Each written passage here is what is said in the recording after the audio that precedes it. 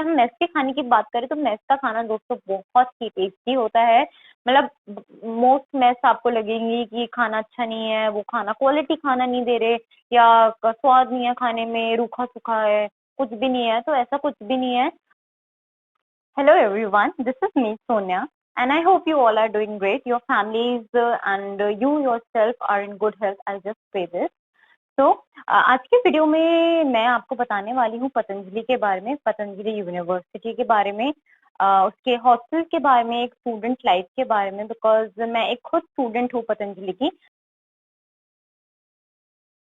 Is also one of the very important things कि teachers कैसे हैं वहाँ के पतंजलि के, और वहाँ पे यूनिवर्सिटी में कैसी पढ़ाई होती है, क्या वो बहुत डिफिकल्ट है। जैसे कुछ सब्जेक्ट्स हैं बच्चों के, शास्त्र होते हैं, शास्त्र के सब्जेक्ट हैं, संस्कृत के सब्जेक्ट हैं, तो क्या ये सब्जेक्ट ईजी हैं पढ़ने और कैसा है। तो मैं कहूँगी कि ये सारे सब्जेक्ट्स आपके इंटरेस्ट पे सब कुछ मैटर करता है। If you are interested in Sanskrit, if you are interested in reading and knowing about your Vedic text, your Ayurveda, 5000 पुरानी चीजों में और टेक्स्ट में, एजुकेशन में, आपको एक वैदिक परंपरा को लर्न करने में आपको इंटरेस्टेड हो, तो ऑब्वियसली नो मैटर व्हाट आप उस चीज में आप एक्सेल करेंगे एंड आपको उसमें इंटरेस्ट आएगा ही आएगा।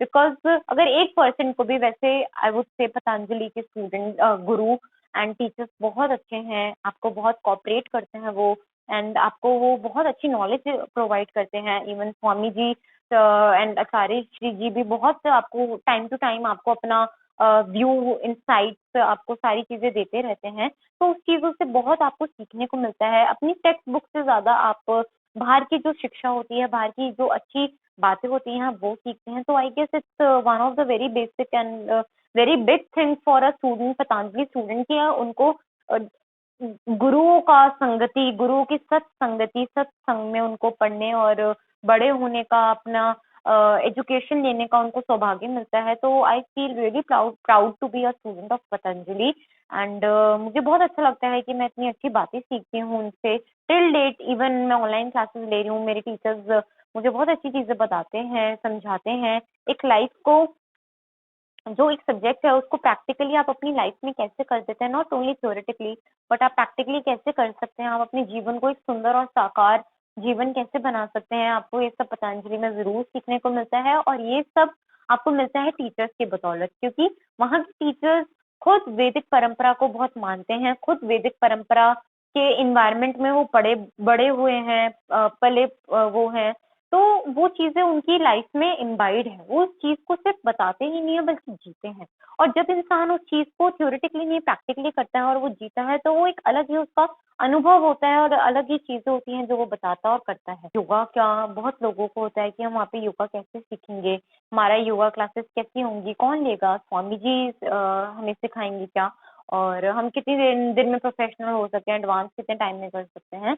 तो ये सारे क्वेश्चंस दोस्तों आपको तब वो करते हैं जब आप खुद की सीखने की इच्छा हो। अगर आप एडवांस योगा करना चाहें तो आपको किसी स्कूल, कॉलेज, यूनिवर्सिटी की जरूरत नहीं, आप खुद भी घर पे बैठे बैठे बहुत सारे सोर्सेज हैं एजुकेशन, इन्फॉर्मेशन के, आप वहां से कर सकते हैं।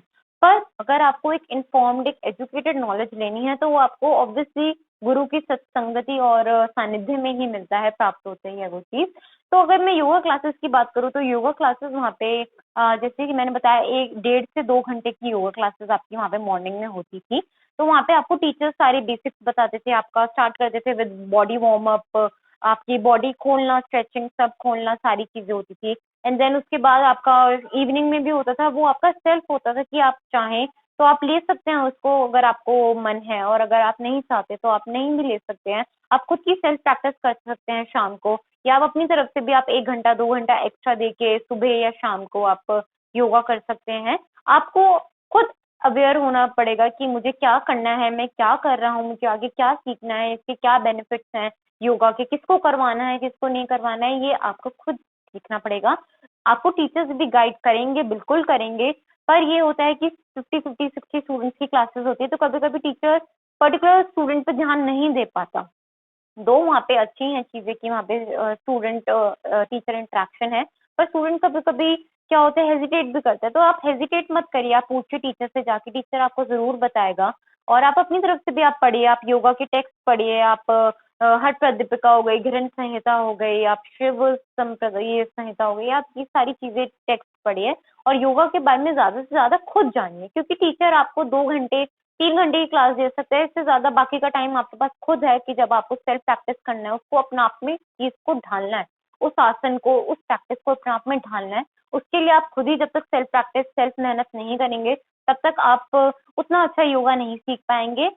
जहाँ तक रही स्वामी जी की बात, स्वामी रामदेव जी वो योगा क्लासेस लेते हैं, योगा शिविर लेते हैं, वो आपके जैसे हो गया मंथ में आपके 2-3 बारी हो गया आपका योगा शिविर ले लेंगे वो। तो योगा शिविर में क्या होता है, वो अपने सारे पैकेजेस करवाते हैं इम्पोर्टेंट, आपको सारे स्टेप्स सिखाते हैं, आपको हेल्थ बेनिफिट सिखाते हैं, बताते हैं, आपको सारी अच्छी चीजें बताते हैं, हेल्थ, योगा, आसन, आपके प्राणायाम से, आपके व्यायाम से, आपकी षटकर्मा, पंचकर्म सबसे रिलेटेड। तो स्वामी जी से बहुत कुछ आपको सीखने को मिलता है इन योगा शिविर में।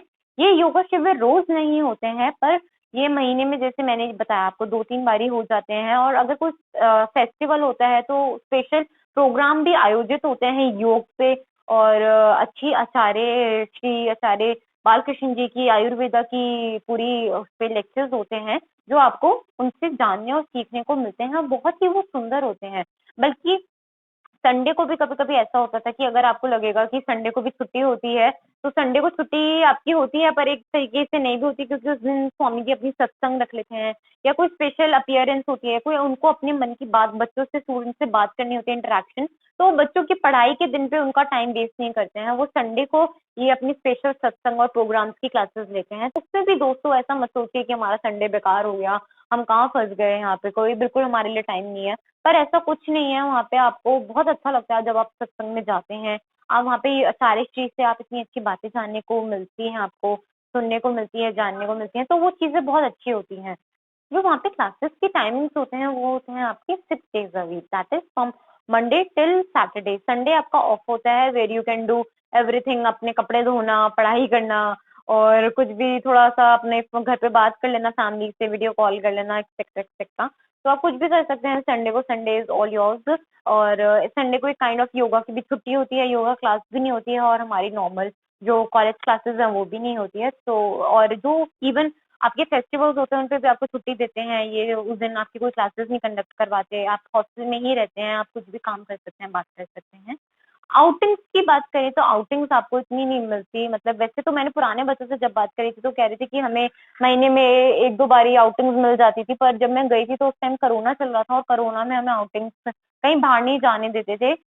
एक बारी जब बहुत ज़्यादा, मतलब थोड़ा एक, जब हमारे एग्ज़ाम्स खत्म हो गए, हम वहीं पे थे हॉस्टल में कुछ टाइम के लिए, तो हमें एक आउटिंग मिली थी, जब हम सारे क्लास वाइज़ बच्चे घूमने के लिए गए थे, तो हम हरिद्वार, गंगा जी गए थे वहाँ पे।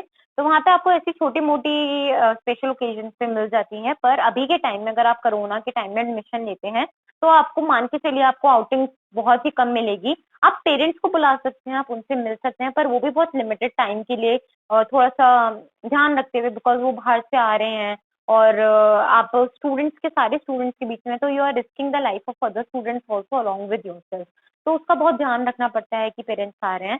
और अगर आप कोरोना के टाइम में नहीं आ रहे, आप नॉर्मल है, तो आपको आउटिंग्स मिलेगी, आप पेरेंट्स से आप मिल सकते हैं आराम से, विदाउट थोड़ा-सा रिस्ट्रिक्शंस नहीं होते।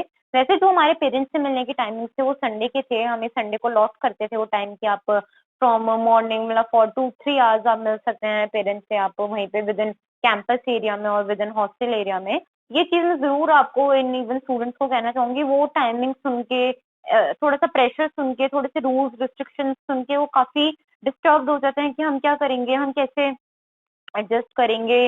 We have never been through such a tough timetable or such tough rules and restrictions in our life, and we are not made for this, we can't handle this. But once आप जब सोचने लगते हैं कि यार ये सब चीज़ें छोटी हैं, पल भर की हैं, मतलब एक सिर्फ़ जल्दी उठने की वजह से, एक सिर्फ़ जल्दी सो जाने की वजह से, which is obviously good for your own health and your own self, आप उन चीज़ों की वजह से आप सोचते हो कि यार नहीं, Patanjali it's not my option.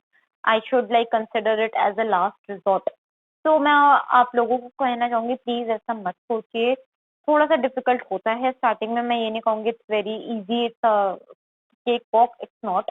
But ये है कि आपको थोड़ा पेशेंस दिखाना पड़ेगा, थोड़ा आपको धीरज करना पड़ेगा, आपको थोड़ा टफ होना पड़ेगा, थोड़ा-सा लाइफ में डिफिकल्टीज़ आती हैं तभी लोग बढ़ते हैं, आगे निखरते हैं उनकी लाइफ। तो थोड़ी-सी डिफिकल्टीज़ आपको सहनी पड़ेगी to be called a Patanjalian student. So today I am very proud of saying that I am a student of Patanjali and I am studying from such worldwide famous योग gurus, acharyas, स्वामी रामदेव जी, स्वामी बालकृष्ण आचार्य बालकृष्ण जी। तो मुझे बहुत अच्छा लगता है कि अगर मेरे को थोड़ी-सी टफ चीज़ें मिलती भी है, थोड़े से स्ट्रिक्ट रूल्स एंड रेगुलेशंस मिलते हैं, थोड़े कभी-कभी मेरे को मेरी पसंद का खाना नहीं मिलता। ऐसा होता है कि बहुत वार्डन ने मना कर दिया है या कुछ ऐसा हो गया कि मेरी मर्ज़ी से नहीं हुआ, टीवी नहीं है, मैं कुछ नहीं कर सकती, मैं कहीं बाहर नहीं एज़ इन विदाउट परमिशन जा सकती। So these are very small things. These things doesn't matter in the long term. Just think of the long term, what you are gaining out of it. And once you start thinking from that perspective and that way, I'll surely believe and like support you in this कि you will be emerged as a very good student out from there and you will be happy. More overall ज़्यादा फ़र्क पड़ता है कि आप इंसान कैसे बन रहे हैं, तो आप एक बहुत अच्छे इंसान बन के एक आपका रूटीन बहुत अच्छा होगा। आप अपना आप में बहुत हैप्पी और हेल्दी फ़ील करेंगे जो कि मोटिव है किसी भी लाइफ़ का कि आप हेल्दी आप स्वस्थ रहें, आप दूसरों को स्वस्थ रहने के लिए प्रेरित करें, आप खुश रहें, आप ज़िंदगी को एन्जॉय करें, आप कोई भी परेशानी आए, दिक्कत आए, उन सब चीज़ों को इग्नोर करते हुए, साइड में रखते हुए, एक उसको समझते हुए कि ये भी टाइम है, निकल जाएगा। वैसा सोचते हुए आप करेंगे तो उससे तो बेहतरीन कुछ और हो ही नहीं सकता।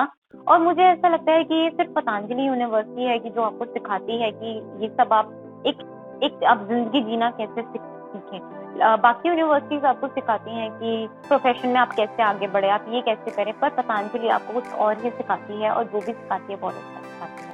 आई जस्ट होप कि आपको ये वीडियो पसंद आई होगी और आपको इस वीडियो से काफ़ी कुछ जानने को मिला होगा पतंजलि यूनिवर्सिटी के बारे में। इसी के साथ अगर आपके कोई और भी क्वेश्चंस हो तो मुझे कमेंट सेक्शन में ज़रूर बताइएगा कि मैं और किस चीज़ पे पतंजलि के बारे में आपको स्पेशल जानना चाहते हो तो मैं वीडियो बनाऊंगी उसके बारे में। Till then see you the next time. Bye.